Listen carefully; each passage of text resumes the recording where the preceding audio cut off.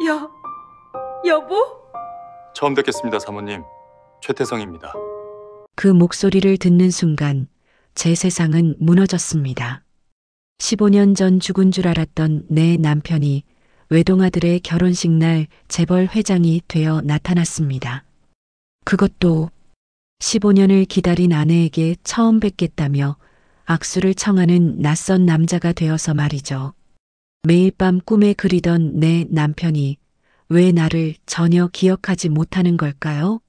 도대체 그의 지난 15년에는 어떤 충격적인 비밀이 숨어 있는 걸까요? 죽은 줄 알았던 남편이 돌아온 기막힌 사연.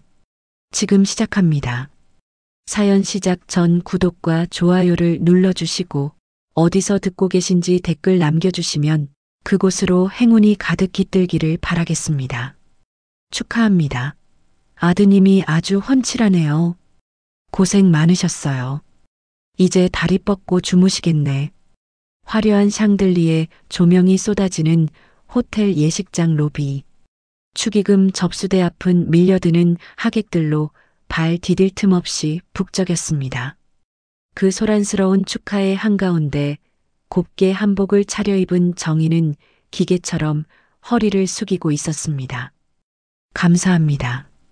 와주셔서 감사합니다. 입가에는 온화한 미소를 띠고 있었지만 비단 치맛자락을 움켜쥔 손 안에는 식은 땀이 흥건했습니다. 정희의 시선이 자꾸만 옆으로 향했습니다. 바로 옆 신부 측 접수대 앞에는 사돈내외가 나란히 서서 남편이 아내의 허리를 감싸고 아내가 남편의 넥타이를 고쳐주며 하객을 막고 있었습니다. 너무나 당연하고 다정한 그 풍경이 오늘따라 정희의 가슴을 서늘하게 후벼 팠습니다. 여보, 보고 있어? 우리 아들 장가가는 날이야. 정희의 옆에는 텅 빈 허공뿐이었습니다. 지난 15년 남편 태훈을 베트남 땅에서 사고로 잃고 여자 혼자 몸으로 아들 준호를 키워내느라 뼈가 삭도록 버텨온 세월이었습니다. 아비 없는 자식 소리 안 듣게 하려고 이 악물고 살았는데 막상 혼주가 되어 홀로 서 있는 이 순간이 혹여나 아들에게 흠이 될까봐 정희는 떨리는 무릎을 감추려 일부러 더 꼿꼿하게 허리를 세웠습니다. 저만치 로비 중앙에는 턱시도를 입은 아들 준호가 늠름하게 서서 손님들을 막고 있었습니다. 다 컸네, 내 새끼. 아버지 닮아서 참 잘생겼어. 대견함에 눈시울이 붉어지려던 찰나였습니다. 어머, 죄송합니다. 좀 지나갈게요. 예식 시작 시간이 임박해지자 하객들이 로비로 한꺼번에 몰려들었고 지나가던 누군가의 팔꿈치가 정희의 어깨를 툭 치고 지나갔습니다. 아! 그 충격에 정희의 저고리 깃에 달려있던 진주 브로치가 툭 하고 떨어졌습니다. 남편이 생전 마지막으로 선물해줬던 정희에게는 목숨보다 귀한 물건이었습니다. 브로치는 또르륵 소리를 내며 로비 바닥 저편으로 굴러갔습니다. 잠시만요. 정희는 다급히 몸을 숙였습니다.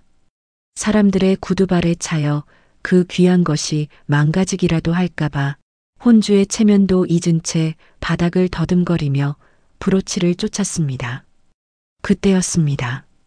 시끌벅적하던 로비의 소음이 마치 전원 코드를 뽑은 것처럼 뚝 끊기는 기분이 들었습니다. 굴러가던 브로치가 누군가의 구두 코앞에 딱 멈춰 섰기 때문입니다. 반질반질하게 닦인 최고급 수제 구두. 정희는 홀린 듯 그 구두를 따라 천천히 시선을 위로 올렸습니다. 잘 다려진 짙은 회색 정장 바지, 딱 떨어지는 재킷 소매, 그리고 정희의 심장이 쿵 하고 바닥으로 곤두박질 쳤습니다. 숨을 들이켜는 것조차 잊어버린 채 쪼그리고 앉아있던 정희의 몸이 석고상처럼 굳어버리고 말았습니다. 그곳에 서 있는 남자. 세월의 흐름에 눈가 주름은 조금 더 깊어졌고 귀밑머리는 희끗해졌지만 그건 분명 윤태훈이었습니다. 15년 전 싸늘한 유품으로만 돌아와 정희의 가슴을 난도질했던 바로 그 남편이 살아서 두 발로 멀쩡하게 정희를 내려다보고 있었습니다. 오뚝한 콧날, 입을 굳게 다물면 생기는 왼쪽 보조개, 심지어 오른쪽 눈썹 위에 희미하게 남은 흉터까지 꿈에서도 잊은 적 없는 뼈에 사무치도록 그리운 그 얼굴이었습니다. 여보.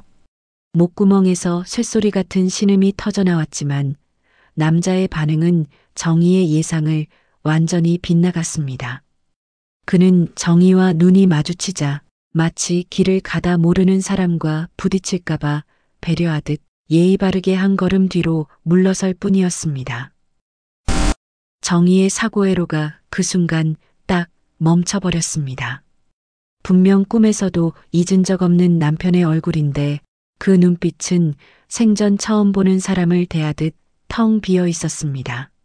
죽은 사람이 살아 돌아온 건지 아니면 내가 너무 그리워서 헛것을 보고 미쳐버린 건지 눈앞의 현실이 도무지 믿기지 않아 정희는 숨을 쉬는 법조차 잊은 채 멍하니 그 남자를 올려다볼 뿐이었습니다.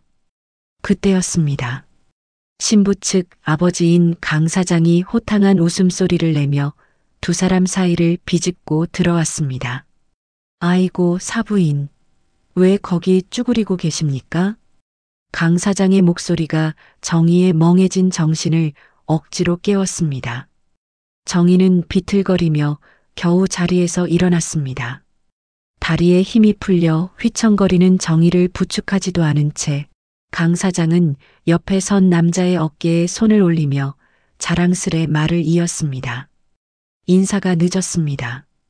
이쪽은 우리 건설사의 아주 귀한 손님이자 베트남에서 큰 사업을 하시는 최태성 회장님이십니다. 네. 정희는 자신의 귀를 의심했습니다. 방금 뭐라고 했지? 윤태훈이 아니라 최태성? 반갑습니다, 사부인. 최태성입니다. 남자가 정중하게 허리를 숙였습니다. 고막을 울리는 그 묵직한 중저음. 15년 전 마지막 인사도 없이 사라져버려 평생 가슴에 피멍처럼 맺혀있던 바로 그 목소리였습니다. 꿈에서라도 한 번만 듣게 해달라고, 제발 한 번만 다시 불러달라고 그렇게 빌고 또 빌었던 남편의 목소리가 지금 정희에게 남이 되어 인사를 건네고 있었습니다. 오늘 아드님 결혼식 진심으로 축하드립니다. 정희는 남자가 내민 손을 멍하니 바라보았습니다. 따뜻했던 남편의 손. 하지만 지금 그 손은 완벽한 타인의 예의를 갖춘 채 닿을 수 없는 거리감을 두고 뻗어와 있었습니다. 아들의 가장 행복한 날. 죽은 줄 알았던 남편이 낯선 이름과 낯선 눈빛을 가진 손님이 되어 돌아왔습니다. 정희는 내밀어진 그 손을 잡지도 뿌리치지도 못한 채 거대한 공포와 경악 속에 갇혀버리고 말았습니다. 로비에 울려 퍼지는 하객들의 웃음소리가 마치 정희를 비웃는 환청처럼 귓가를 때리고 있었습니다. 시간의 바늘이 거꾸로 돌아가 15년 전의 어느 평범한 오후, 그날따라 유난히 햇살이 좋아 정희는 베란다 문을 활짝 열어두고 빨래를 개고 있었습니다. 남편 태훈이 베트남으로 파견 간 지 딱 석 달째 되던 날. 이번 현장만 끝나면 목돈 만져서 갈게. 준호 학비 걱정은 마.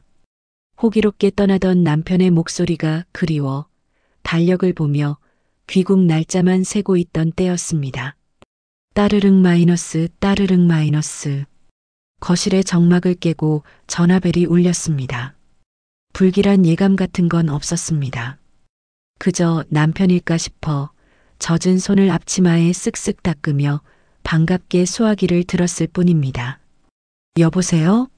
하지만 수화기 너머에서 들려온 건 남편의 다정한 목소리가 아니었습니다.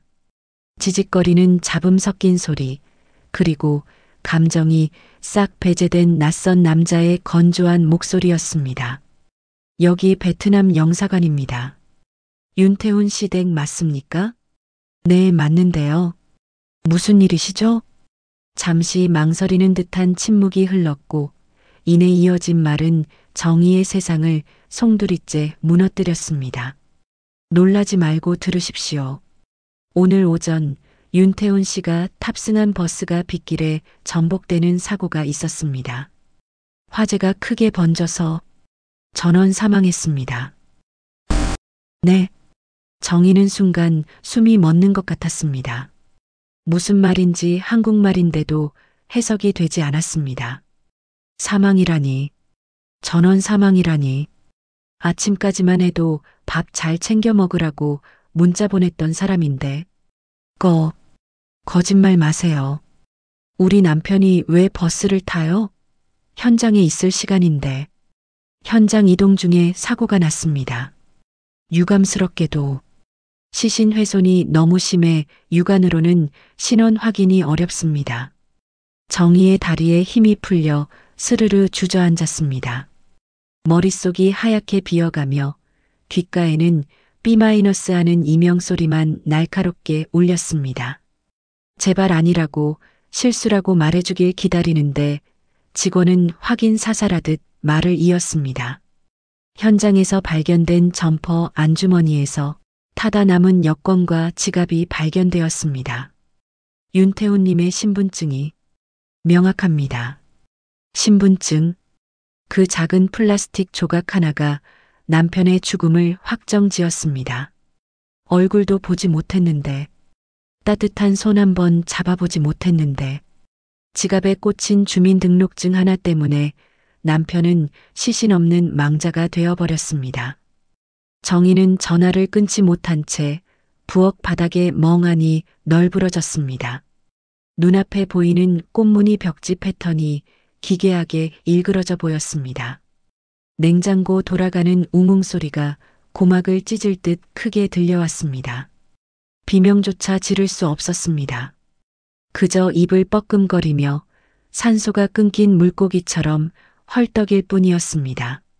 장면이 바뀌어 며칠 뒤 마련된 장례식장. 향 냄새가 자욱한 빈소에는 영정 사진만이 덩그러니 놓여 있었습니다. 관 속에는 남편의 시신 대신 그가 평소 입던 옷가지 몇 개만 휑하게 들어있을 뿐이었죠. 그리고 그 앞에 상주 완장을 찬 아들 준호가 서 있었습니다. 고작 16, 한창 친구들과 떡볶이 사 먹고 어리광 부려야 할 나이에 준호는 너무 일찍 어른이 되어버렸습니다. 헐렁해서 자꾸 흘러내리는 상복을 입고 준호는 조문객들 앞에서 고개를 숙이고 또 숙였습니다. 아이고, 어린 것이 상주 노릇을 하네. 쯧쯧. 절에서 험한 세상 어찌 살고. 조문객들의 동정 어린 혀 차는 소리가 비수처럼 날아와 꽂혔습니다. 정희는 남편을 잃은 슬픔보다 저 어린 것을 상주 자리에 세워둔 현실이 더 미치도록 아팠습니다. 결국 정희가 중심을 잃고 비틀거리며 쓰러지려던 순간이었습니다. 탁! 작고 따뜻한 손이 정희의 팔을 단단히 붙잡았습니다. 준호였습니다. 퉁퉁 부은 눈, 터진 입술을 꾹 깨문 아들이 엄마를 부축하며 속삭였습니다. 엄마, 나 괜찮아. 진짜 괜찮아. 준호야. 그러니까 제발 나 때문에 울지 마. 엄마가 쓰러지면 아빠가 걱정해. 파르르 떨리는 아들의 작은 어깨. 당장이라도 터져나오려는 울음을 목구멍 뒤로 삼키느라 아이의 목을 대가 안쓰럽게 울렁거리고 있었습니다. 난 다 컸으니까 걱정하지 마. 응? 고작 16. 제 아비 잃은 슬픔이 오죽할까마는 남겨진 엄마가 자기 때문에 더 아파할까봐. 이 어린 것이 괜찮다, 다 컸다 거짓말을 하며 피가 배어 나오도록 입술을 깨물고 있었습니다. 정희는 그 자리에서 가슴을 치며 통곡했습니다. 남편이 죽어서가 아니었습니다. 아비 없는 자식 소리 안 듣게 하려고 강한 척 버티는 저 어린 아들의 속이 이미 새까맣게 타들어가고 있다는 걸 알았기 때문입니다. 그날 장례식장에서 정희는 피눈물로 맹세했습니다. 내 뼈가 부서져 가루가 되는 한이 있어도 우리 준호만큼은 보란 듯이 기죽지 않게 키워내겠다고. 그것이 15년 지옥 같은 세월을 버티게 한 유일한 힘이었습니다. 남편을 땅도 아닌 가슴에 묻은 그날부터 정희의 삶은 생활이 아닌 처절한 생존으로 바뀌었습니다. 눈만 뜨면 돈이 나갔고 숨만 쉬어도 빚이 쌓였습니다. 슬퍼할 겨를조차 사치였습니다. 정희는 남편의 영정 사진을 서랍 깊숙이 넣어두고 대신 고무장갑을 꼈습니다. 이모, 여기 설거지 좀 빨리 해요. 그릇 안 나와? 점심시간이면 전쟁터가 되는 식당 주방 구석. 그 좁고 습한 곳이 정희의 새로운 일터였습니다. 산더미처럼 쌓인 기름진 그릇들을 닦아내는 동안 독한 세제와 차가운 물은 정희의 고운 손을 가만두지 않았습니다. 손가락 마디마디가 논바닥처럼 쩍쩍 갈라졌고 지문이 닳아 없어진 손끝에선 피가 배어 나왔습니다. 하지만 그게 끝이 아니었습니다. 모두가 잠든 새벽 4시가 되면 정희는 퉁퉁 부은 다리를 이끌고 다시 집을 나섰습니다. 남들이 가장 꺼리는 건물 계단 청소, 표백제 냄새가 진동하는 화장실 변기를 닦으며 정희는 이를 악물었습니다. 허리가 끊어질 듯 쑤셔와도 병원 한 번 가지 않았습니다. 그저 1,000원짜리 파스 한 장을 덕지덕지 붙이는 게 유일한 처방이었습니다. 정희의 몸에서 나는 파스 냄새는 가장이라는 이름의 무게이자 치열한 전투의 흔적이었습니다. 그 모진 세월을 버티게 한 건 오직 아들 준호였습니다. 아빠 없다고 어디 가서 기죽으면 안 돼. 내 새끼만큼은 절대 이 지긋지긋한 가난 냄새 안 풍기게 키울 거야. 정희는 통장에 잔고가 쌓일 때마다 자신의 낡은 속옷 대신 아들의 참고서를 샀고 자신의 끼니를 줄여 아들의 고기 반찬을 올렸습니다. 준호 역시 그런 엄마의 헌신을 알기에 너무 일찍 철이 들어버렸습니다. 남들 다 다니는 비싼 학원 한번 보내달라고 조른 적이 없었습니다. 학원비 낼 돈으로 엄마 파스나 더 사라고 준호는 다 다른 참고서를 테이프로 붙여가며 홀로 밤을 새웠습니다. 늦은 밤 스탠드 불빛 아래서 꾸벅꾸벅 졸면서도 허벅지를 꼬집어가며 공부하는 아들의 등 뒤에서 정희는 과일 접시를 내려놓으며 늘 주문처럼 말했습니다. 준호야, 넌 아무 걱정 말고 공부만 해. 돈 걱정은 하지 마. 나머진 엄마가 아빠 목까지 다 할게. 그 말은 아들에게 하는 약속이자 두려움에 떨고 있는 정희 스스로에게 거는 최면이었습니다. 서로가 서로를 지탱하며 건너온 15년이라는 긴 터널. 그 인내의 시간 끝에 기적은 찾아왔습니다. 엄마, 나 합격했어. 전액 장학금이야. 엄마 고생시킨 거 내가 다 보상해줄게. 이제 엄마는 쉬어. 마침내 아들이 번듯한 의사가 되어 무너져가던 집안을 기적처럼 일으켜 세웠습니다.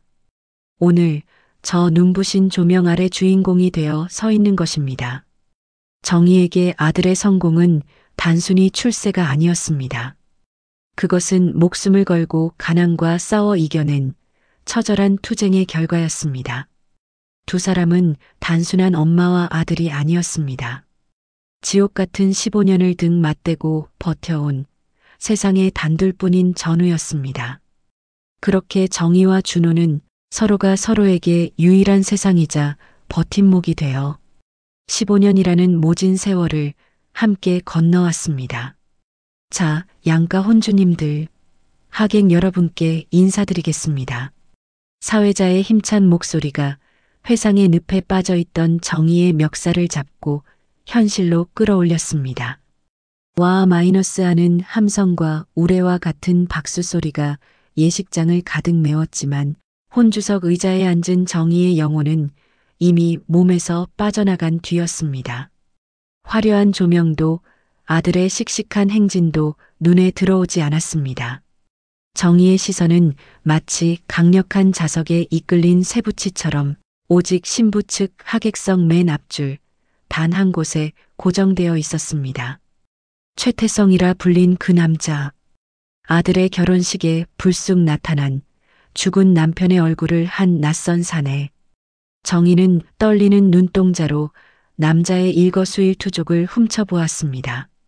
심장이 갈비뼈를 부러뜨릴 듯 쿵쿵대고 있었지만 눈을 깜빡이는 시간조차 아까웠습니다. 그때 남자가 누군가와 인사를 나누기 위해 자리에서 일어났습니다. 정희의 손이 한복 치맛자락을 으스러지게 움켜쥐었습니다. 남자가 걷기 시작했습니다. 첫 발을 뗄 때마다 오른쪽 어깨가 미세하게 툭 하고 아래로 처지는 그 움직임. 그것은 17년 전 준호 고액 과외비 번다고 야간 공사판에서 무리하다 허리를 다친 뒤로 생긴 태운만의 고질적인 걸음걸이였습니다. 아무리 비싼 양복으로 감추고 성공한 회장 행세를 해도 가족을 위해 몸 바쳐 일하다 생긴 저 훈장 같은 후유증까지 숨길 수는 없었습니다. 여보, 비 오면 허리 아프다고 밤새 끙끙 앓더니 아직도 저 다리로 걷고 있는 거야? 세상 어느 타인이 저 아픈 걸음걸이까지 똑같이 흉내낼 수 있을까요? 남자가 지인과 대화를 나누며 호탕하게 웃음을 터뜨렸습니다. 하하. 그 호쾌한 웃음소리가 정희의 고막을 파고들었습니다. 그런데 웃는 순간 남자가 오른손을 들어 입가를 살짝 가렸습니다. 호탕한 성격과 달리 웃을 때 치아가 보이는 걸 쑥스러워했던 남편의 오랜 버릇이었습니다. 설마 저 버릇까지. 정희의 등줄기에 식은땀이 한 줄기 흘러내렸습니다. 우연이라고 하기엔 너무나 잔인한 일치였습니다. 이번엔 남자가 무거운 이야기를 듣는지 표정을 굳혔습니다. 순간 남자의 양미간 사이에 깊은 내 천자주름이 패였습니다. 집중하거나 고민이 깊어지면 무의식 중에 미간을 찌푸리던 남편의 습관. 정희가 밤마다 손가락으로 문질러 펴주곤 했던 바로 그 주름의 깊이마저 태운의 그것과 판박이었습니다. 15년이라는 긴 세월을 건너뛰어 남편이 먼지 한 톨 변하지 않은 습관을 달고 그대로 살아 돌아온 것만 같았습니다. 정희의 머릿속에서 이성과 감정이 격렬하게 충돌 스파크를 일으켰습니다. 정말 태훈이가 살아 돌아온 걸까? 아니야, 시신은 없었지만 유품이 확인됐잖아. 그럼 저 사람은 누구지? 세상에 저렇게 소름 끼치게 똑같은 타인이 존재할 수 있나? 의심은 꼬리에 꼬리를 물고 거대한 공포가 되어 정희의 목을 조여왔습니다. 지금 당장이라도 단상 아래로 뛰어내려가 남자의 멱살을 잡고 확인하고 싶었습니다. 당신 누구냐고. 왜 태훈이 탈을 쓰고 여기 앉아 있느냐고. 가슴 깊은 곳에서 뜨거운 울분이 치밀어 올라 당장이라도 비명을 지를 것만 같았습니다. 하지만 지금은 아들의 결혼식이었습니다. 지난 15년 자신의 모든 것을 갈아 넣어 키운 아들 준호가 세상에서 가장 행복해야 할 날. 어미가 미친 사람처럼 소란을 피워 아들의 잔치상에 재를 뿌릴 수는 없었습니다. 양가 부모님, 하객 여러분께 감사의 맞절. 사회자의 구령이 떨어졌습니다. 정희는 터질 듯한 심장을 억지로 부여잡고 기계처럼 자리에서 일어났습니다. 허리를 숙이고 고개를 들고 하객들을 향해 온화한 미소를 지었습니다. 속은 새카맣게 타들어가 재가 되었는데 얼굴은 세상에서 가장 인자한 어머니의 가면을 쓰고 연기를 해야 했습니다. 등을 타고 흐른 식은땀이 속저고리를 차갑게 적셨습니다. 식이 모두 끝나고 마지막 순서인 원판 사진 촬영이 시작되었습니다. 자, 직계 가족분들 단상으로 올라오세요. 정희는 며느리의 손을 잡고 단상 위에 섰습니다. 눈부신 조명이 정희의 얼굴을 비췄지만 정희의 신경은 온통 카메라 너머 어둠 속에 쏠려 있었습니다. 하객석 앞줄, 어둠 속에 앉아 이쪽을 무심하게 바라보고 있는 그 남자. 최태성, 아니 윤태훈일지도 모르는 그 남자. 자, 어머님, 활짝 웃으세요. 3초간 눈 떼지 마시고요. 사진 기사의 주문에 정희는 입꼬리를 경련하듯 끌어올렸습니다. 가장 행복해야 할 순간, 가장 벅차올라야 할 승리의 순간. 정희는 지옥 같은 의문 속에 갇힌 채 카메라 렌즈가 아닌 남자를 노려보았습니다. 당신, 대체 누구야? 하나, 둘, 셋. 찰칵 마이너스. 날카로운 셔터 소리와 함께 터진 플래시, 불빛이 정희의 시야를 하얗게 삼켰습니다.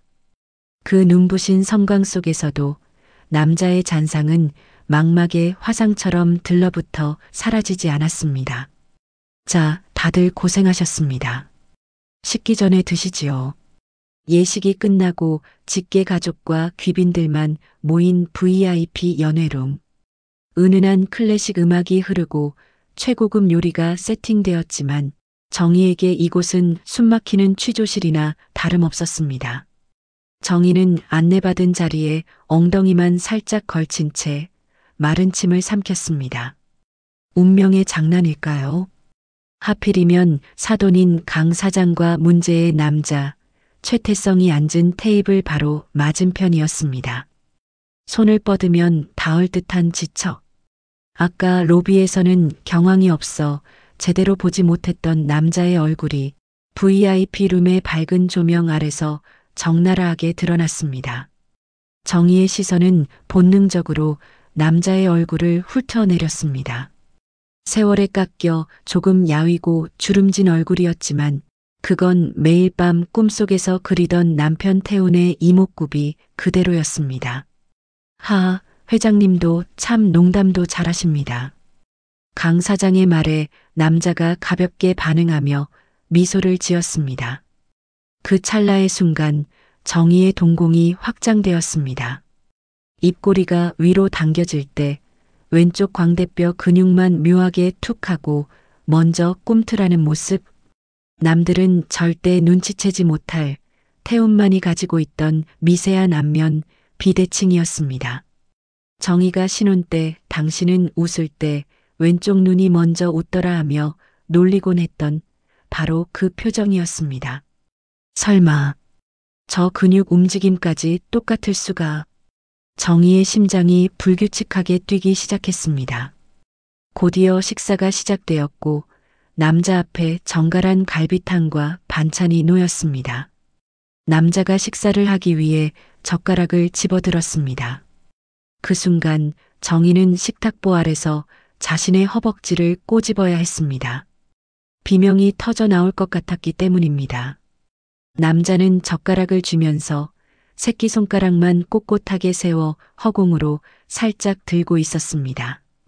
여보, 제발 그 손가락 좀. 남들이 보면 점잠 뺀다고 흉봐요. 아이고, 평생 해온 버릇인데 이게 마음대로 되나?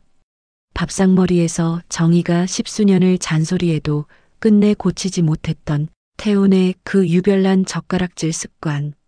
기억은 잃었을지 몰라도 몸에 밴 40년의 습관은 뇌보다 정직하게 반응하고 있었습니다. 의심은 이제 공포에 가까운 확신으로 바뀌어 정희의 목을 조여왔습니다. 식은땀이 등줄기를 타고 흘러내려 속옷을 적셨습니다. 하지만 아직 인정할 수 없었습니다. 아니, 믿기지가 않았습니다. 정말 당신이라면 어떻게 나를 보고도 눈 하나 깜짝 안 할 수가 있어. 그때였습니다. 갈비탕을 몇 술 뜨던 남자가 목이 마른지 물컵을 향해 팔을 뻗었습니다. 정장 재킷을 벗어둔 상태라 팔을 뻗는 순간 와이셔츠 소매가 스르륵 딸려 올라갔습니다. 그리고 드러난 손목. 정희의 시간이 그 자리에서 멈췄습니다. 와이셔츠 소매 아래 손등에서 손목으로 이어지는 부위에 불에 데인 듯 쭈글쭈글하게 남은 희미하지만 선명한 화상 흉터. 신혼 시절이었습니다. 된장찌개 뚝배기를 식탁으로 옮기던 정희가 발을 헛디뎌 엎으려던 순간 태훈이 맨손으로 뜨거운 뚝배기를 쳐내 정희를 구하고 대신 입었던 영광의 상처였습니다. 정희야, 너 안 다쳤으면 됐어. 남자가 이 정도 흉터는 훈장이지. 그날 밤 빨갛게 부어오른 남편의 손에 약을 발라주며 펑펑 울었던 기억이, 그 흉터의 모양, 그 위치, 그 색깔까지. 정희의 뇌리에 화인처럼 박혀있는 그 자국이 눈앞에 선명했습니다. 세상에 얼굴이 닮은 사람은 있을 수 있습니다. 걸음걸이가 비슷한 사람도 있을 수 있습니다. 하지만 젓가락질 버릇과 아내를 지키려다 생긴 흉터까지 똑같은 타인은 이 세상에 없습니다. 정희의 머릿속에서 설마라는 단어가 산산이 부서졌습니다. 그리고 그 자리에 그 사람이다라는 잔인하고도 명백한 팩트가 꽂혔습니다. 눈앞에 앉아 우아하게 물을 마시는 저 남자는 베트남 사업가 최태성이 아니라 15년 전 죽었다고 믿고 장례까지 치러준 내 남편 윤태훈이었습니다. 충격에 뇌가 마비되는 것 같았습니다. 손끝의 감각이 사라지며 정희가 꽉 쥐고 있던 노수저가 힘없이 미끄러졌습니다. 챙그랑 마이너스. 단단한 식탁 위를 때리는 날카로운 금속성이 고요하던 VIP 룸의 정적을 날카롭게 찢어발겼습니다. 그 소리에 강 사장도, 그리고 물을 마시던 남자도 놀란 눈으로 정희를 쳐다봤습니다. 하지만 정희는 그들의 시선을 수습할 정신이 없었습니다. 목구멍이 타들어가듯 바싹바싹 마르고 심장이 입 밖으로 튀어나올 것만 같아 숨을 쉴 수가 없었습니다. 저 사람이 내 남편이야. 내 남편이 살아있어. 견딜 수 없는 공포와 혼란, 그리고 터져 나오려는 울음. 이 자리에서 여보 하고 소리쳤다간 아들의 결혼식을 망칠지도 모른다는 이성이 마지막으로 작동했습니다. 죄송합니다. 정희는 거칠게 의자를 밀고 벌떡 일어섰습니다. 사돈이 뭐라 걱정스레 묻는 소리가 들렸지만 대꾸할 여력조차 없었습니다. 정희는 도망치듯, 아니 거의 구겨지듯 비틀거리며 VIP 룸을 빠져나왔습니다. 화장실로 향하는 복도, 정희의 거친 숨소리만이 텅 빈 공간을 가득 채웠습니다. 헉! 헉! VIP 룸의 무거운 문을 박차고 나온 정희는 도망치듯 화장실로 뛰어들었습니다. 칸막이 안으로 숨을까 하다가 떨리는 다리를 주체하지 못하고 세면대를 짚었습니다. 거친 숨소리가 타일벽에 부딪혀 공명했습니다. 정희는 수도꼭지를 끝까지 돌려 얼음장 같은 물을 틀었습니다. 콸콸 쏟아지는 물소리에 터져나오는 신음을 묻으며 찬물을 얼굴에 끼얹었습니다. 차가운 물기가 얼굴을 때리자 그제야 마비되었던 감각이 조금씩 돌아왔습니다. 정희는 고개를 들어 물방울이 뚝뚝 떨어지는 얼굴로 거울을 마주했습니다. 그리고 그 속에 비친 낯선 여자를 보았습니다. 15년 전 남편이 떠날 때만 해도 뽀얗던 피부는 온데간데 없었습니다. 식당 주방의 열기와 새벽 찬바람에 시달려 검붉게 뜬 얼굴, 눈가에는 깊은 까마귀 발주름이 패였고 염색할 돈을 아끼느라 방치한 정수리에는 희끗희끗한 흰머리가 흉하게 자라 있었습니다. 거울 속에는 고운 아내가 아니라 삶에 찌든 여인 하나가 서 있었습니다. 설마 내가 너무 변해서. 정희는 젖은 손으로 쭈글쭈글해진 자신의 뺨을 감싸쥐었습니다. 비참함이 파도처럼 밀려왔습니다. 남편은 15년 전보다 더 중후하고 멋진 모습으로 돌아왔는데 나는 그를 기다리며 뼈가 부서져라 일한 나는 이렇게 볼품없이 늙어버렸구나. 그래서 나를 보고도 모른 척한 거야? 이 늙고 추한 여자가 당신 기억 속의 정의가 아니라서 고생한 자신이 원망스러워 가슴을 쥐어뜯고 싶었습니다. 하지만 정의는 이내 고개를 세차게 가로저었습니다. 찬물이 튀긴 거울을 손바닥으로 거칠게 닦아냈습니다. 아니야. 그럴 리가 없어. 그럴 사람이 아니야. 아무리 세월이 흘러 강산이 변하고 내 얼굴이 쭈글쭈글한 가죽만 남는다 해도 부부입니다. 살 섞고 마음 섞어 15년을 살았던 부부라면 눈빛만 봐도 숨소리만 들어도 알아채야 했습니다. 그런데 그는 정의를 보고도 눈썹 하나 까딱하지 않았습니다. 그 무심함은 연기가 아니었습니다.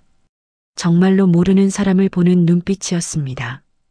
그렇다면 이유는 하나뿐이야. 15년 전 시신 없는 장례식, 그리고 불에 타 훼손된 신분증, 그때의 사고 충격으로 머리를 다쳤다면, 그래서 자신이 누구인지, 사랑하는 아내가 누구인지조차 잊어버린 거라면, 기억상실, 그 생각이 머리를 스치자 남편을 향해 치솟던 야속함이 순식간에 안도와 연민으로 바뀌었습니다. 날 버린 게 아니구나. 날 잊고 잘 먹고 잘 산 게 아니라 당신도 당신을 잃어버리고 헤맸던 거구나. 살아있어. 내 남편이 살아있어. 그 사실 하나만으로도 감사해서 당장이라도 화장실을 뛰쳐나가고 싶었습니다. 가서 그 넓은 어깨를 잡고 흔들며 여보 하고 목이 터져라 외치고 싶었습니다. 내가 당신 아내라고, 당신이 윤태훈이라고 말해주고 싶었습니다. 정희는 화장실 문고리를 잡았습니다. 하지만 문을 열려던 손이 허공에서 멈췄습니다. 문 밖에서 들려오는 웅성거림 속에 아들 준호의 행복한 웃음소리가 섞여 있었기 때문입니다. 오늘이 무슨 날입니까? 아비 없는 자식 소리 안 듣게 하려고 정희가 평생을 바쳐 키운 아들이 세상에서 가장 당당한 모습으로 새 출발을 하는 날입니다. 사돈 어른과 며느리 그리고 수많은 하객이 지켜보고 있는 이 자리. 여기서 정희가 죽은 남편이 살아 돌아왔다 며 소란을 피운다면 준호의 결혼식은 순식간에 아수라장이 될 것입니다. 축복받아야 할 잔칫날이 소란스러운 가십거리장으로 전락해버릴 것입니다. 안 돼. 내 새끼 잔치 망칠 순 없어. 정희는 입술을 피가 나도록 깨물었습니다. 터져 나오려는 울음을 목구멍 안으로 억지로 쑤셔 넣었습니다.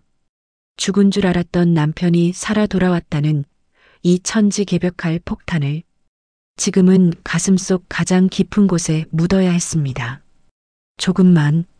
조금만 참자. 정희는 거울을 보며 스스로에게 최면을 걸었습니다.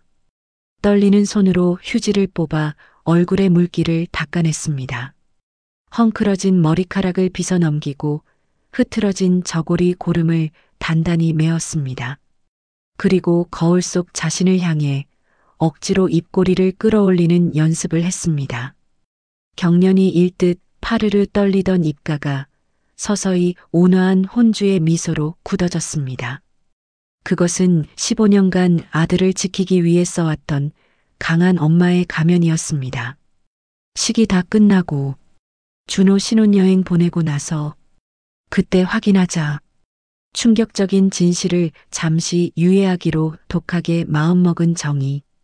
그녀는 크게 심호흡을 한 번 하고는 다시 아무 일도 없었다는 듯 화장실 문을 열고 잔혹한 현실 속으로 걸어나갔습니다. 썰물처럼 하객들이 빠져나간 예식장 로비는 정막만이 감돌았습니다. 가장 화려했던 잔치는 끝났지만 정희의 진짜 전쟁은 이제부터였습니다. 정희는 타들어가는 속을 냉수로 식히며 사돈인 강 사장에게 조용히 만남을 청했습니다. 로비 한 구석, 인적이 드문 카페 구석 자리. 마주 앉은 강 사장의 얼굴에는 혼주로서의 뿌듯함이 가득했지만 정희의 손은 찻잔이 달그락거릴 정도로 미세하게 떨리고 있었습니다. 사부인 하실 말씀이라는 게 사돈어른, 아까 그분, 최태성 회장님 말입니다. 정희는 마른 침을 삼키며 조심스럽게 운을 떼었습니다. 심장이 입 밖으로 튀어나올 것 같았지만 태어난 척 연기를 해야 했습니다. 돌아가신 제 남편과 인상이 너무 비슷해서 자꾸 눈길이 가더군요. 혹시 어떤 분인지 여쭤봐도 될까요? 강 사장은 정희의 떨리는 눈빛을 눈치채지 못한 채 호탕하게 웃으며 입을 열었습니다. 그의 입에서 나오는 이야기는 정희가 그토록 찾아 헤매던 15년의 잃어버린 퍼즐 조각이었습니다. 허허, 그 친구 참 기구하고도 대단한 위인이죠. 우리가 처음 만난 게 정확히 13년 전 베트남 공사 현장이었습니다. 강 사장의 회상이 시작되었습니다. 발견 당시 그 남자는 신분증 하나 없이 쓰러져 있던 불황자나 다름없었다고 했습니다. 자신이 누구인지, 이름이 무엇인지, 어디서 왔는지조차 까맣게 잊어버린 채 초점 잃은 눈으로 공사판 주변을 하염없이 떠돌던 남자. 기억상실이라고 하더군요. 그 네 글자가 정희의 고막을 때렸습니다. 예상이 맞았습니다. 남편은 가족을 버린 게 아니라 자기 자신을 잃어버린 것이었습니다. 안도감과 비통함이 뒤섞여 정희의 눈시울이 붉어졌습니다. 강 사장의 이야기는 계속되었습니다. 단순히 밥이나 챙겨주던 관계가 혈맹으로 바뀐 건 결정적인 사고 때문이었습니다. 현장에서 대형 크레인 와이어가 끊어지며 강 사장을 덮치던 아찔한 순간 모두가 비명을 지르며 도망칠 때 기억 잃은 그 사내만이 짐승처럼 몸을 날려 강 사장을 밀쳐냈다는 것입니다. 그 사고로 그 친구 갈비뼈가 으스러지고 난리도 아니었죠. 대신 저는 털끝 하나 안 다치고 목숨을 건졌고요. 정희는 식탁볼을 꽉 움켜쥐었습니다. 남을 위해 제 몸 아끼지 않고 던지는 그 무모한 희생정신. 15년 전 뜨거운 뚝배기로부터 아내를 구하려다 손목을 대었던 그 남편의 본성이 그대로였습니다. 생명의 은인이 된 그에게 강 사장은 크게 될 사람이라며 최태성이라는 새 이름을 지어주었다고 했습니다. 그리고 놀라운 일이 벌어졌습니다. 막노동이나 시킬까 해서 현장에 데려다 놓았더니 이 남자가 난생 처음 보는 복잡한 설계도면을 척척 읽어내더라는 겁니다. 천재가 따로 없었습니다. 배운 적도 없다는데 손이 먼저 움직여서 일을 하더라고요. 마치 평생을 건설 현장에서 뼈가 굵은 사람처럼 말입니다. 머리는 잊었어도 가족을 먹여 살리기 위해 10수년을 바쳤던 그 치열했던 노동의 기억. 그것이 세포 하나하나에 박혀 그를 베트남 굴지의 건설사 대표 자리까지 올려놓은 것입니다. 그것은 천재성이 아니라 가장의 무게가 만든 기적이었습니다. 정희는 찻잔을 쥔 손에 하얗게 피가 통하지 않을 만큼 힘을 주었습니다. 당신, 그렇게 살았구나. 이름도 모른 채 그 낯선 땅에서 몸뚱어리 하나로 그렇게 치열하게 살았구나. 그때 강 사장이 잠시 주위를 살피더니 목소리를 낮췄습니다. 마치 남에게 말하기 껄끄러운 비밀이라도 털어놓는 듯한 눈치였습니다. 그런데 사부인, 그 친구가 다 완벽하고 강인한 사람인데 딱 하나 아주 희한한 버릇이 있습니다. 버릇이요? 길 가다가 교복 입은 사내 녀석들만 보면 그 자리에 못 박힌 듯 서서 웁니다. 본인도 왜 우는지 모른대요. 그냥 교복 입은 아이 뒷모습만 보면 가슴이 찢어질 것 같아서 눈물이 난답니다. 넋을 놓고 한참을 그렇게 애처롭게 바라보는데 옆에서 보면 참 짠하죠. 아마도 잃어버린 기억 속에 아주 사무치게 소중한 누군가가 있었던 모양이지요. 쿵! 정희의 심장이 바닥으로 곤두박질 쳤습니다. 숨을 쉴 수가 없었습니다. 교복 입은 사내 아이. 15년 전 헐렁한 상주복을 입고 영정사진 앞에서 울음을 삼키던 16살 준호. 아빠가 떠나던 날 다녀오세요 하고 배꼽 인사를 하던 중학생 아들. 남편의 무의식은 기억하고 있었던 것입니다.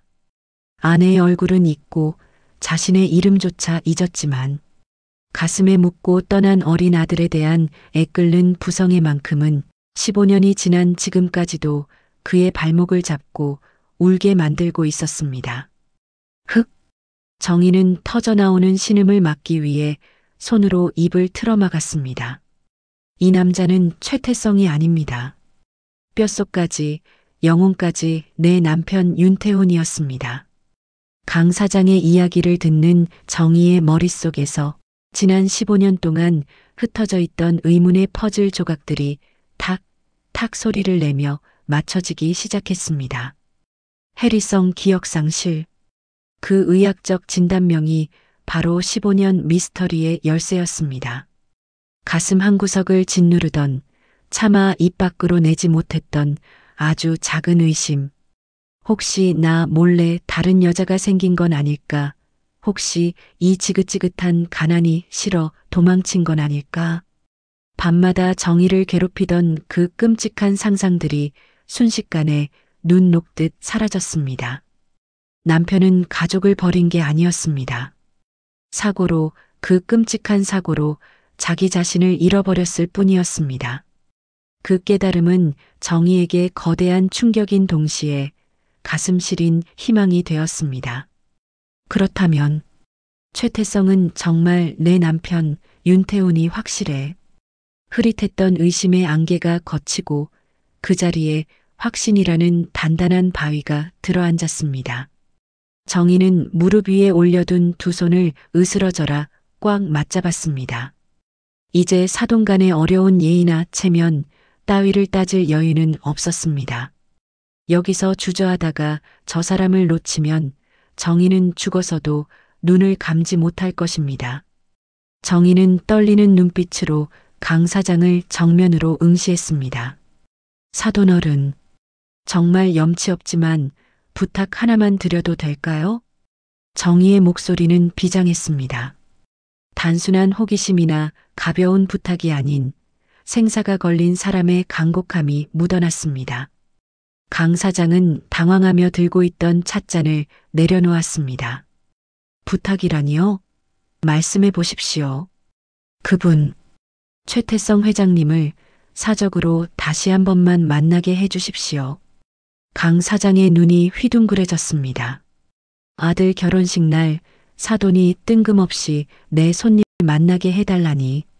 상식적으로 이해하기 힘든 요청이었지만 정희의 눈빛이 너무나 절박해서 거절할 수가 없었습니다. 그 눈은 마치 물에 빠진 사람이 지푸라기를 잡는 듯 애처롭게 불타고 있었으니까요. 허허, 사부인께서 그렇게까지 말씀하시니. 알겠습니다.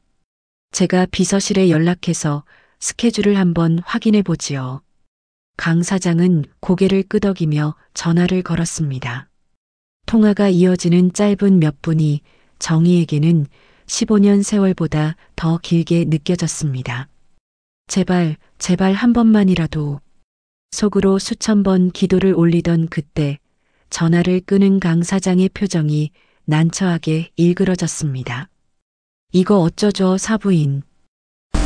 네, 안 된다고 합니까? 만나는 건 문제가 없는데. 최 회장이 한국에 머무는 시간이 너무 짧습니다. 강 사장은 한숨을 내쉬며 청천벽력 같은 소식을 전했습니다. 베트남 현지에 급한 사업 문제가 생겨서 딱 일주일 후에 출국해야 한다고 합니다. 이번에 나가면 당분간 한국에 들어올 계획은 없고요. 일주일이요? 정희의 심장이 바닥으로 쿵 하고 내려앉았습니다. 15년 만에 기적처럼 만났는데 얼굴 한번 제대로 만져보지도 못했는데 고작 7일 뒤면 다시 떠나버린다니요. 주어진 시간은 단 168시간. 그 짧은 시간 안에 굳게 닫힌 남편의 15년 기억을 강제로 열어야 했습니다. 만약 이대로 그를 베트남으로 돌려보낸다면 그는 영영 최태성으로 살아가게 될 것이고 정희와 준호는 두 번 다시 아버지를 찾을 기회를 얻지 못할 것입니다. 그것은 15년 전의 장례식보다 더 끔찍한 이별이었습니다. 등줄기에 차가운 식은땀이 흘러내렸습니다. 숨통을 조여오는 초조함에 손끝이 하얗게 질렸습니다. 너무나 가혹하고 너무나 잔인한 시간이었습니다. 하지만 정희는 주저앉는 대신 입술을 피가 맺히도록 꽉 깨물었습니다. 지난 세월 산더미 같은 설거지와 건물 청소도 이 악물고 버텨낸 여자입니다. 내 남편, 내 아이의 아빠를 되찾는 일입니다. 여기서 포기할 수는 없었습니다. 일주일, 아니 하루면 충분해. 정희의 눈동자에 서늘한 결기가 서렸습니다. 무슨 수를 써서라도 이 일주일 안에 남편의 가면을 벗겨내겠다고, 그가 윤태호님을 스스로 인정하게 만들겠다고 정희는 떨리는 주먹을 쥐며 스스로에게 맹세했습니다. 며칠 뒤 호텔 로비 구석진 곳에 자리한 카페, 사람들의 시선이 닿지 않는 은밀한 테이블에 정희와 태성이 마주 앉았습니다. 두 사람 사이에는 15년의 세월만큼이나 무겁고 어색한 침묵이 감돌았습니다. 정희는 찻잔을 쥔 손이 덜덜 떨리는 것을 들키지 않으려 식탁 아래로 손을 내려 허벅지를 꽉 움켜쥐었습니다. 눈앞의 남자는 여전히 낯선 눈빛으로 정희를 바라보고 있었습니다. 하지만 그 눈동자 깊은 곳에는 알 수 없는 호기심과 경계심이 뒤섞여 일렁이고 있었죠. 대표님, 실례가 안 된다면 하나만 여쭤봐도 될까요? 정희가 바짝 마른 입술을 떼며 조심스럽게 물었습니다. 정말 15년 전 이전의 기억은 하나도 없으신가요? 아주 작은 조각이라도 생각나는 게 없으십니까? 태성은 잠시 허공을 응시했습니다. 마치 안개 낀 숲속에서 길을 잃은 사람처럼 막막한 표정이었습니다. 한참 뒤 그가 무겁게 고개를 끄덕였습니다. 네, 하얀 백지장처럼 아무것도 남아있지 않습니다. 내가 누구였는지, 어떤 사람이었는지, 사고 이전의 저는 세상에 존재하지 않는 것 같습니다. 그 건조한 대답이 정희의 가슴을 쿵 하고 때렸습니다. 남편의 뇌리에서 자신과 아들, 그리고 사랑했던 모든 추억이 지우개로 지운 듯 사라졌다는 사실. 알고는 있었지만 직접 확인하니 억장이 무너지는 듯 했습니다. 바로 그 순간이었습니다. 카페의 스피커에서 우연인 듯 운명처럼 잔잔한 통기타 선율이 흘러나오기 시작했습니다. 유명하지도 않은 아주 오래된 옛날 포크송. 하지만 정희에게는 심장 소리보다 더 익숙한 노래였습니다. 남편 태훈이 기분이 좋을 때나 술 한 잔 걸쳤을 때 늘 버릇처럼 흥얼대던 바로 그 애창곡이었으니까요. 정희가 놀라 숨을 멈춘 사이 믿을 수 없는 일이 벌어졌습니다.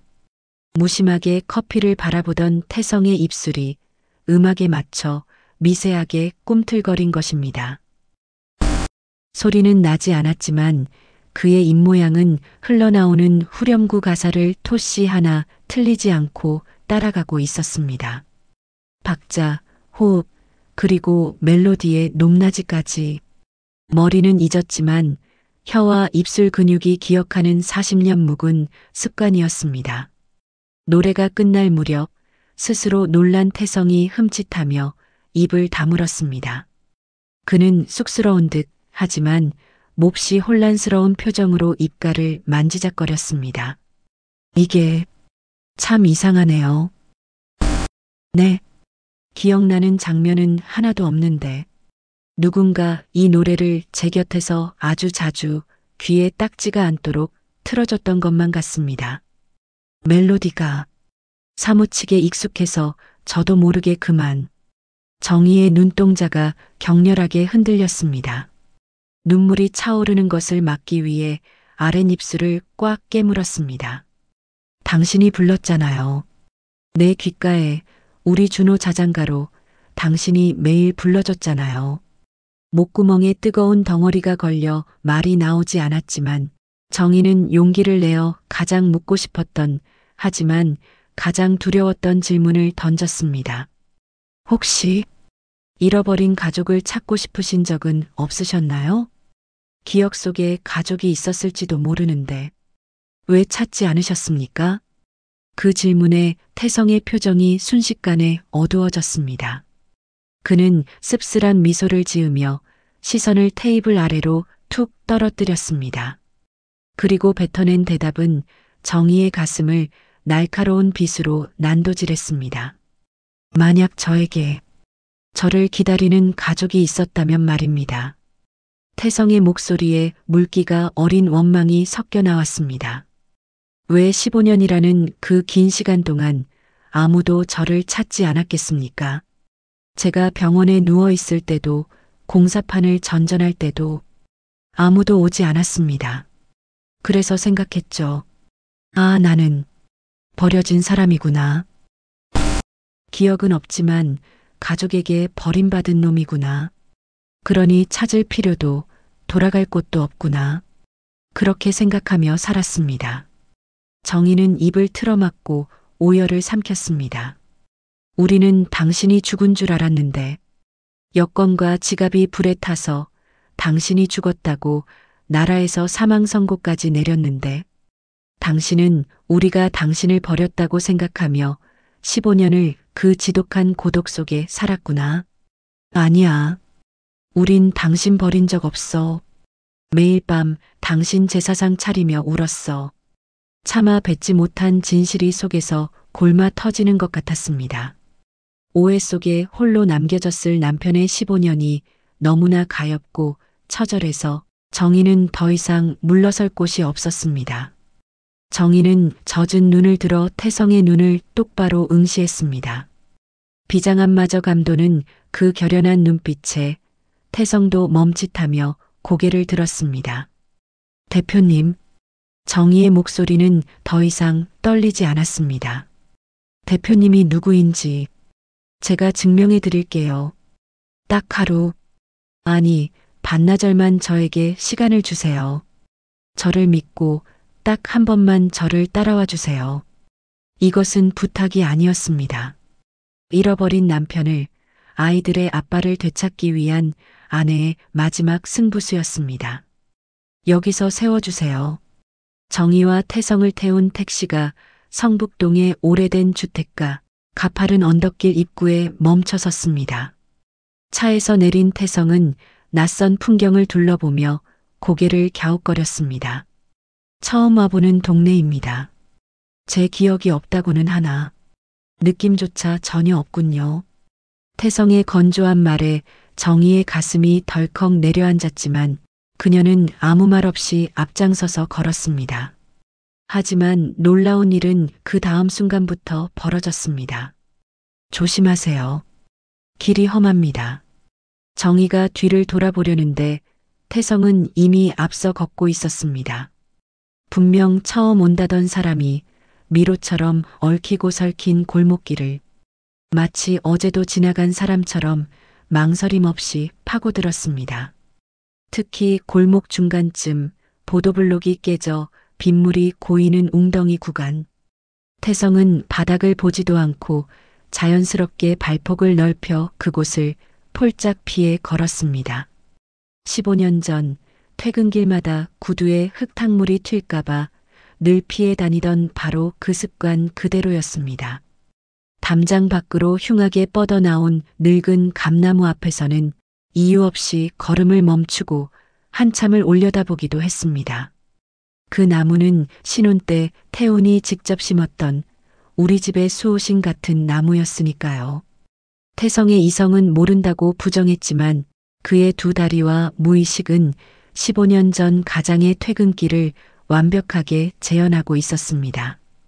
어느새 두 사람은 골목 끝 녹이 스러칠이 벗겨진 파란 대문 앞에 당도했습니다. 정희의 심장이 터질 듯 쿵쿵거렸습니다. 태성이 홀린 듯 천천히 대문으로 손을 뻗었습니다. 차가운 쇠문 손잡이를 쥐는 순간 마치 고압 전류가 흐르는 것처럼 찌릿한 전율이 태성의 온몸을 관통했습니다. 으윽!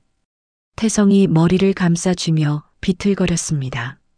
머릿속에서 파편화된 이미지들이 폭죽처럼 터지며 스쳐 지나갔기 때문입니다. 평상 놓인 마당, 뉘엿뉘엿 지는 저녁 노을, 보글보글 끓는 된장찌개 냄새, 그리고 대문을 열면 아빠 하고 달려와 안기던 어린아이의 체온까지. 이 집, 알고 있는 느낌입니다. 분명 처음이 아닌 것 같아요. 머리가 깨질 것 같습니다. 식은땀을 흘리며 괴로워하는 태성. 그 모습을 보는 정희의 눈빛이 희망으로 번뜩였습니다. 뇌의 기억은 지워졌어도 가슴과 세포에 새겨진 기억은 살아있었던 것입니다. 정희는 이 기세를 몰아 마지막 확인 사살을 위해 그를 이끌었습니다.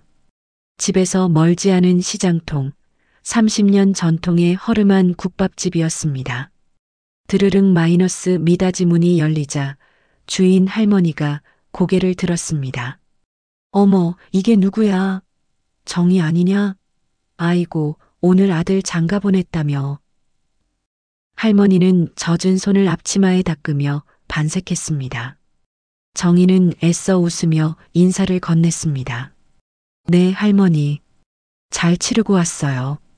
여기는 제 손님이에요. 할머니의 시선이 태성에게 닿았습니다. 하지만 낡은 작업복만 입던 옛날 태운과 달리 지금의 태성은 윤기 흐르는 최고급 양복을 입은 회장님의 모습이었습니다.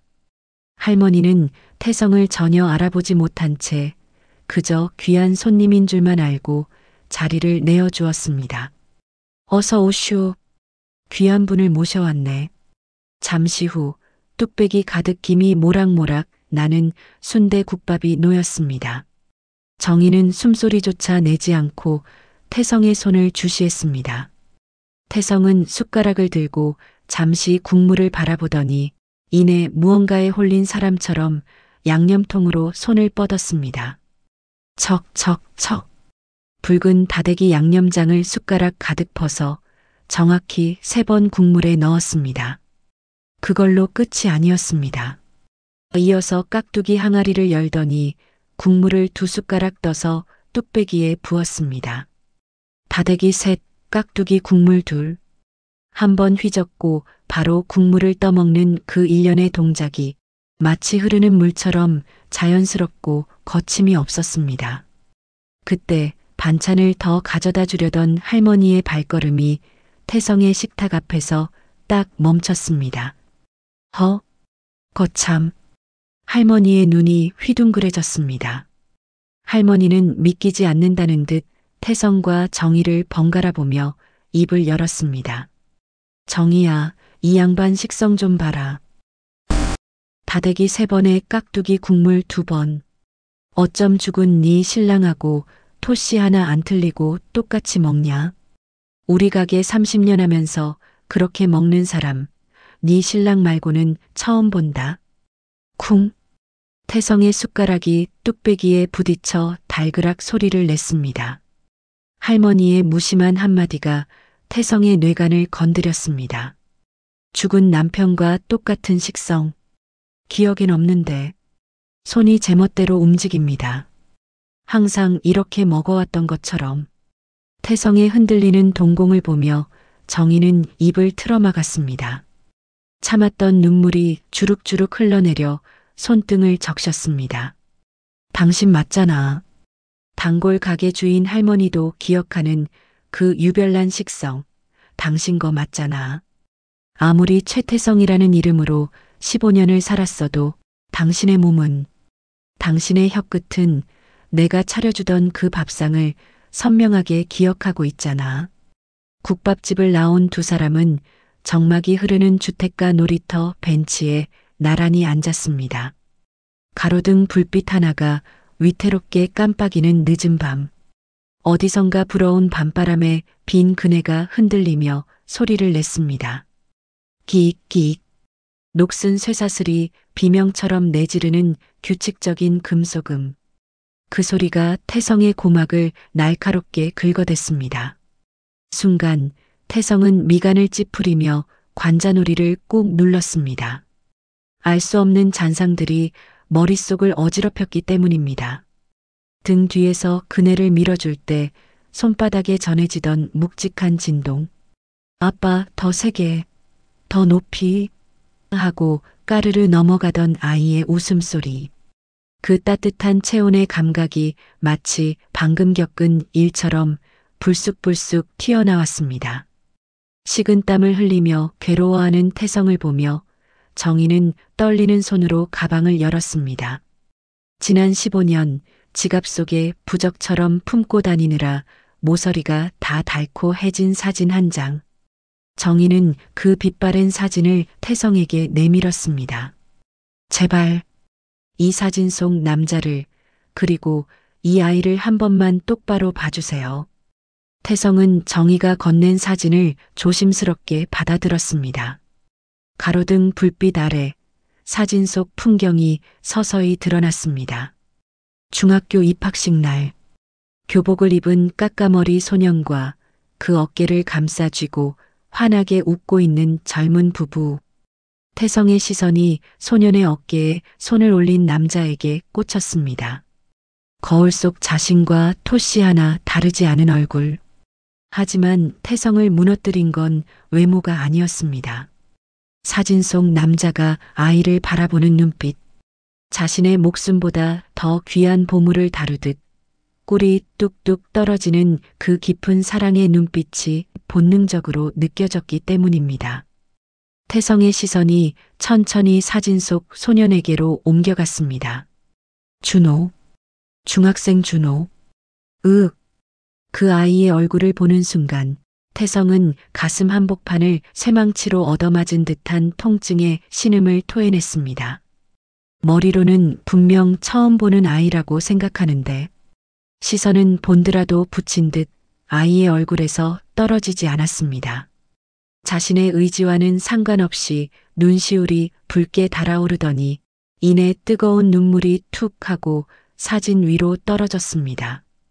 태성은 거칠어진 손가락 엄지로 사진 속 아이의 뺨을 조심스레 쓸어보았습니다.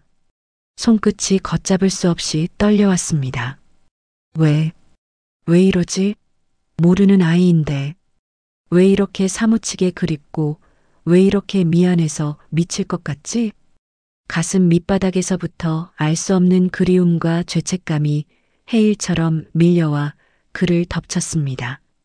심장은 내 새끼다, 보고 싶었다라고 비명을 지르는데 기억은 모르는 사람이다라고 부정하는 이 기괴한 괴리감. 태성은 스스로의 감정에 공포를 느꼈습니다.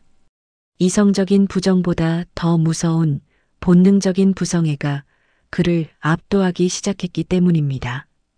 지난 15년 동안 억지로 쌓아 올린 최태성이라는 견고한 세계가 고작 이 낡은 사진 한 장 앞에서 와르르 무너져 내리고 있었습니다. 태성은 터져 나오려는 울음을 막기 위해 주먹으로 거칠게 자신의 가슴을 내리쳤습니다. 명치가 끊어질 듯 아파서 숨을 쉴 수가 없었습니다. 지금 여기서 인정해버리면 자신이 지난 15년 동안 가족을 버리고 혼자 살았다는 죄책감에 미쳐버릴 것만 같았습니다. 감당할 수 없는 진실의 무게 앞에서 태성은 결국 뒷걸음질 쳤습니다. 그만하십시오. 태성은 젖은 눈으로 정의를 외면했습니다. 시간이 필요합니다. 머리가 터질 것 같아서 더는 못 듣겠습니다. 비겁하다는 걸 알면서도 태성은 도망칠 수밖에 없었습니다. 사진을 쥔 손을 부들부들 떨며 그는 정의를 등지고 어둠 속으로 급히 사라졌습니다. 남겨진 그네만이 주인 잃은 마음처럼 삐걱거리며 울고 있었습니다. 도망치듯 호텔방으로 돌아온 태성은 밤이 하얗게 새도록 불을 끄지 못했습니다. 침대 헤드에 기대 앉아 정희가 쥐어준 낡은 사진과 거울 속 자신의 얼굴을 수천 번도 더 번갈아 보았습니다. 나는 성공한 사업가 최태성인가 아니면 저 여자의 남편 윤태훈인가. 거울 속 남자는 낯선 타인처럼 차갑게 구는데 사진 속 아이를 보면 심장이 뜯겨나갈 듯 아팠습니다. 머리는 아니라고 부정하는데 가슴은 맞다고 비명을 지르는 이 지독한 모순. 태성은 짐승처럼 으르렁거리며 자신의 머리를 쥐어뜯었습니다. 결국 한숨도 자지 못한 채 핏발선 눈으로 아침을 맞이했습니다. 태성은 결단을 내려야 했습니다. 여기 더 있다간 미쳐버릴 것 같았습니다. 차라리 원래의 삶, 베트남으로 도망쳐서 이 모든 혼란을 덮어버리기로 했습니다. 공항으로 가자. 무거운 몸을 이끌고 인천공항에 도착했습니다. 출국 수속을 밟고 면세구역을 지나 탑승 게이트 앞에 섰지만 발바닥이 접착제라도 붙은 듯 땅에서 떨어지질 않았습니다. 창밖에는 그를 베트남으로 데려갈 거대한 비행기가 대기하고 있었습니다. 저걸 타면 끝이다. 다시 최태성으로 돌아가는 거야. 스스로에게 최면을 걸며 멍하니 활주로를 바라보던 그때였습니다. XINMIHNHKHCH 신머이 하인 칵. 스피커에서 베트남어 안내 방송이 흘러나왔습니다. 특유의 성조가 섞인 그 낯선 언어가 고막을 때리는 순간 흑. 태성의 머릿속에서 전국 깨지는 소리와 함께 하얀 섬광이 번쩍였습니다. 공항의 소음이 순식간에 진공 청소기처럼 빨려 들어가고 15년 전 그날의 축축하고 눅눅한 습기가 온몸을 휘감았습니다. 15년 전 베트남. 투둑 투두둑. 차창을 거세게 때리는 빗소리. 비포장도로를 달리는 낡은 시외버스는 덜컹거리며 요동치고 있었습니다. 태우는 창가 자리에 앉아 한국에 있는 아내와 아들 생각에 잠겨 있었습니다. 추워. 옆자리에 앉은 앳된 현지인 청년이 파랗게 질린 입술로 덜덜 떨고 있었습니다. 에어컨 바람이 너무 센 탓이었습니다. 아들 준호 또래나 되었을까?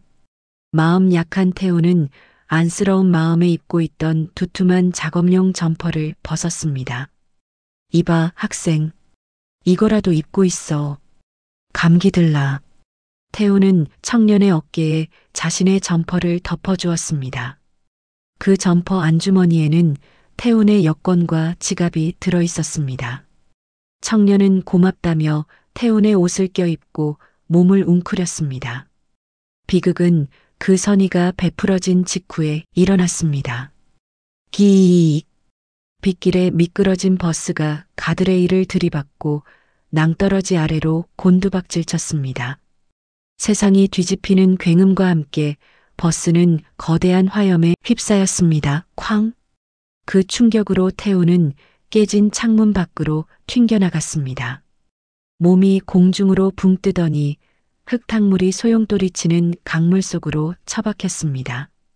차가운 물살에 휩쓸려 의식이 끊어지기 직전 태훈이 마지막으로 본 것은 활활 타오르는 버스 안에 갇혀 미처 빠져나오지 못한 그 청년이었습니다. 자신의 점퍼를 입은 채로 공항 대합실 의자에 주저앉은 태성의 입에서 짐승 같은 신음이 터져나왔습니다. 기억의 봉인이 풀렸습니다. 모든 진실이 끔찍하게 그리고 선명하게 맞춰졌습니다. 화재로 시신이 훼손된 현장. 유일하게 신원을 확인할 수 있었던 건 불에 타지 않은 점퍼 속 여권뿐. 그래서 그 이름 모를 청년이 윤태훈이 되어 장례 치러졌고 강물에 떠내려가 기억을 잃고 살아난 진짜 윤태훈은 사망자가 되어버린 것입니다. 생면부지의 청년이 내 옷을 입었다는 이유로 나 대신 죽었다는 사실. 그리고 나의 그 작은 친절이 사랑하는 아내와 아들을 15년 생지옥 속에 빠뜨렸다는 죄책감. 태성은 바닥이 꺼지는 듯한 현기증을 느끼며 두 손으로 얼굴을 감싸 쥐고 흐느꼈습니다. 내가 윤태훈이야. 내가 그 사람 남편이야. 띵동 마이너스 호치민행 비행기 탑승 마감 임박했습니다. 마지막 안내 방송이 울려 퍼졌습니다. 지금 들어가지 않으면 비행기를 놓칩니다. 하지만 태성은, 아니 윤태훈은 천천히 자리에서 일어났습니다. 그는 탑승구가 아닌 출국장 밖을 향해 몸을 돌렸습니다. 더 이상 도망칠 곳은 없었습니다.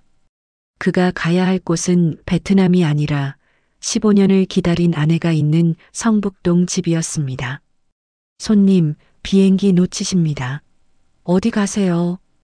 공항 직원의 다급한 외침도 태훈의 귀에는 들리지 않았습니다.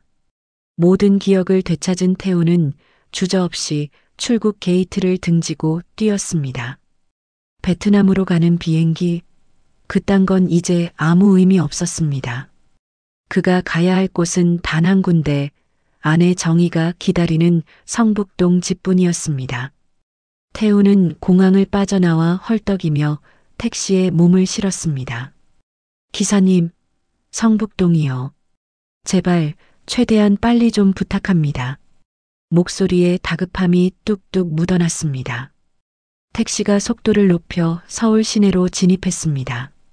차창 밖으로 익숙한 한강 다리가 스쳐 지나갔지만 태훈의 마음은 이미 저만치 앞서 집에 도착해 있었습니다. 정희야, 미안하다. 내가 미안해. 어느새 택시가 가파른 성북동 언덕길 입구에 멈춰 섰습니다. 돈을 던지듯 내고 차에서 내리자마자 코끝에 낡은 골목 특유의 냄새가 훅 끼쳐왔습니다. 어제는 그토록 낯설고 차갑게만 느껴졌던 그 풍경들이 오늘은 눈물겹도록 정겨운 내 집 가는 길로 보였습니다. 담장 너머로 삐죽이 뻗어나온 늙은 감나무 가지. 신혼초 우리 집에도 과일나무 하나는 있어야지 하며 태훈이 땀 뻘뻘 흘리며 심었던 바로 그 나무였습니다. 움푹 파여 빗물만 고이면 발이 빠지던 깨진 보도블록조차 마치 15년 만에 돌아온 친구를 반기듯 애틋하게 느껴졌습니다. 태훈은 걷지 않았습니다. 아니, 걸을 수가 없었습니다. 그는 가파른 언덕길을 미친 사람처럼 뛰어 올라가기 시작했습니다. 헉! 헉!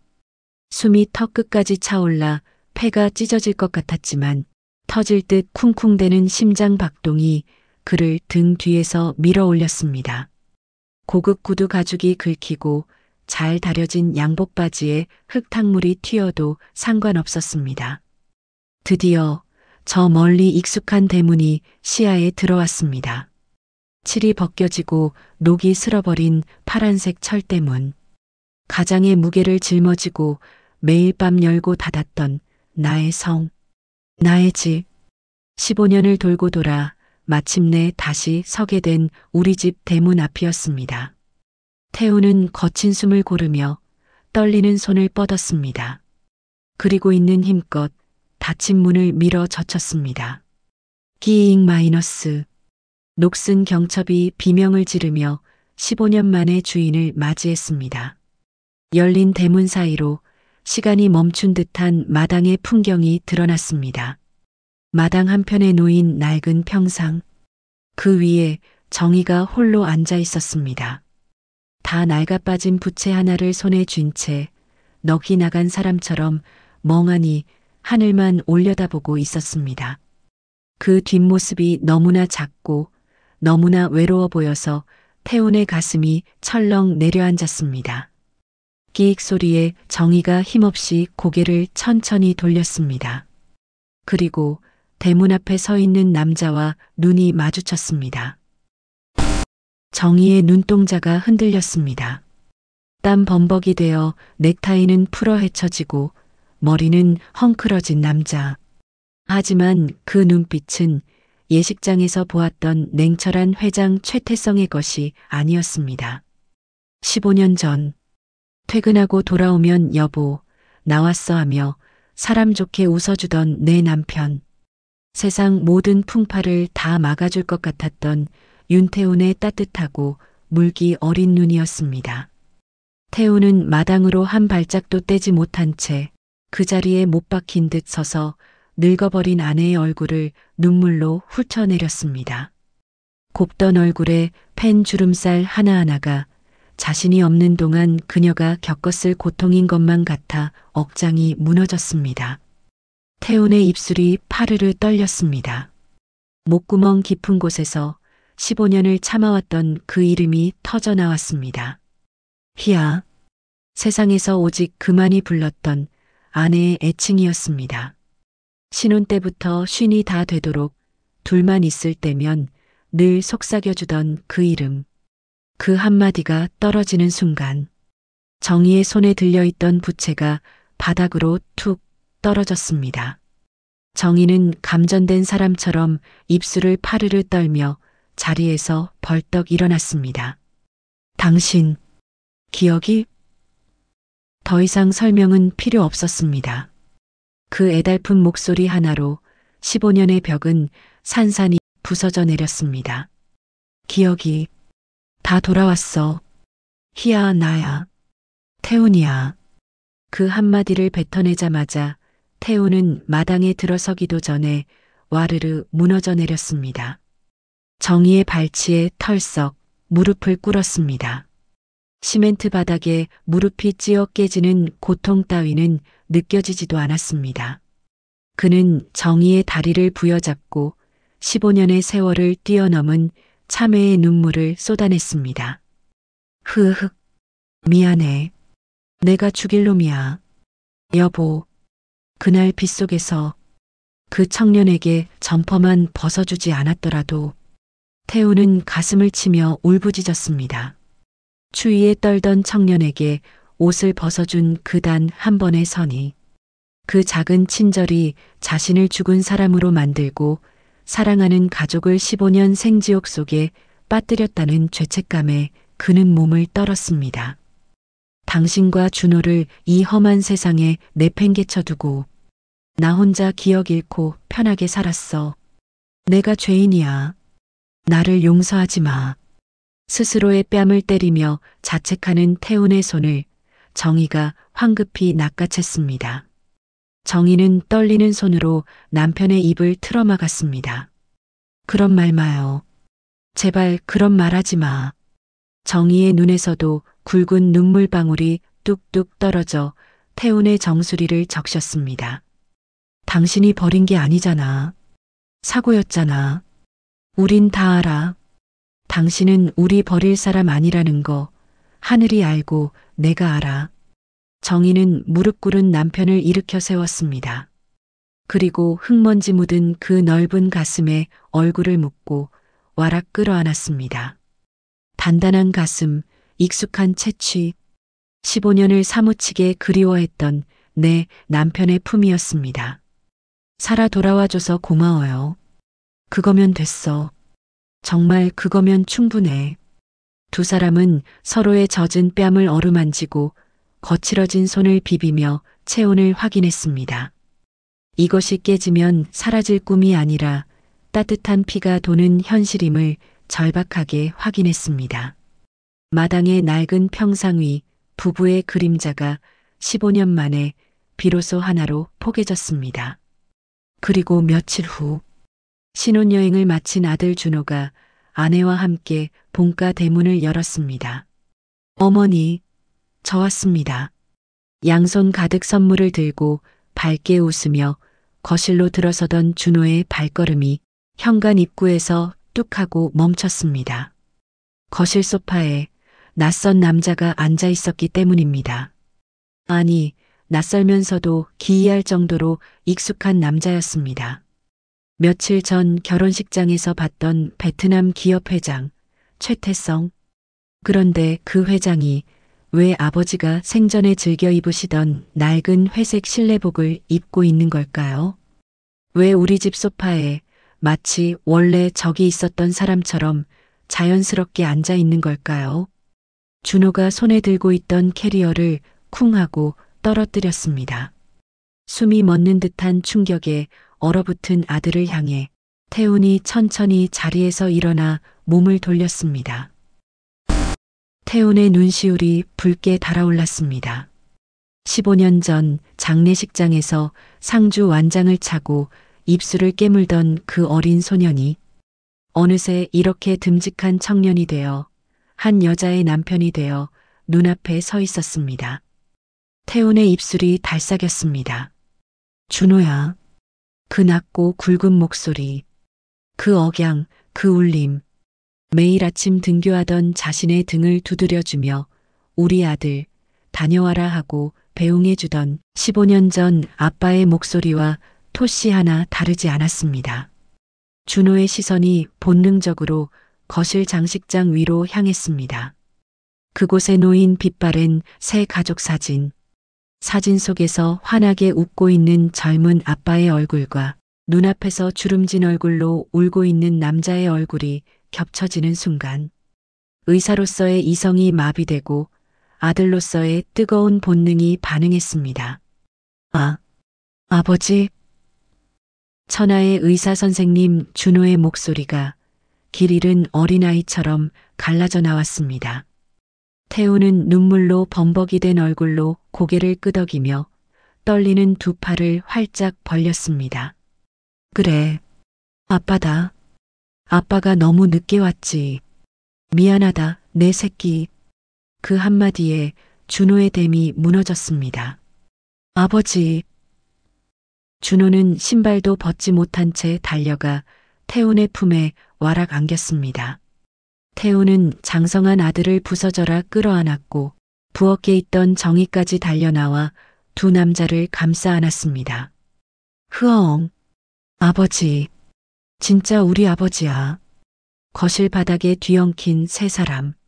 15년 동안 각자의 자리에서 피눈물을 흘리며 버텼던 가족이 이제야 비로소 한 덩어리가 되어 짐승처럼 통곡하고 있었습니다.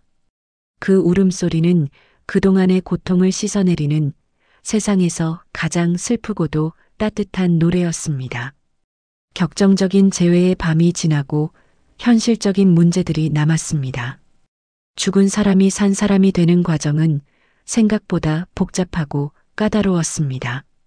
하지만 이번엔 혼자가 아니었습니다. 사돈인 강 사장이 자기 일처럼 발벗고 나섰기 때문입니다. 사부인, 걱정 마십시오. 내 목숨 구해준 친구인데 이 정도는 제가 책임집니다.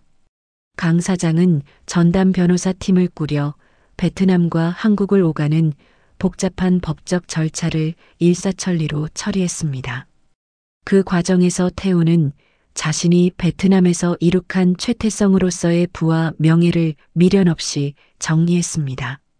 주변에선 아깝지 않냐고 물었지만 태우는 고개를 저었습니다. 나한테는 번쩍이는 회장님 소리보다 정희 남편, 준호 아빠라는 이름이 1000만 배는 더 귀합니다.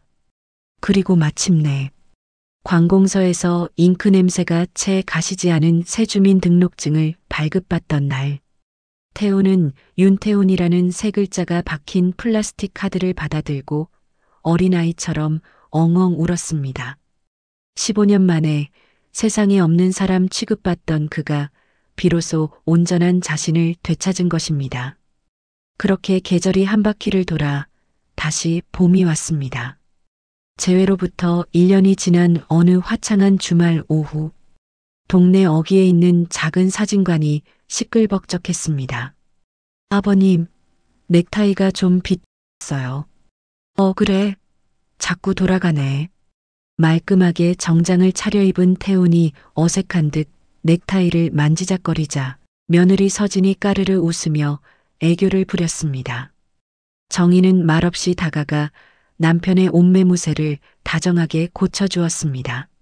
15년 전에는 셋이었던 가족이 이제는 며느리까지 넷이 되어 카메라 앞에 섰습니다. 자, 찍습니다. 웃으세요. 아버님, 더 활짝.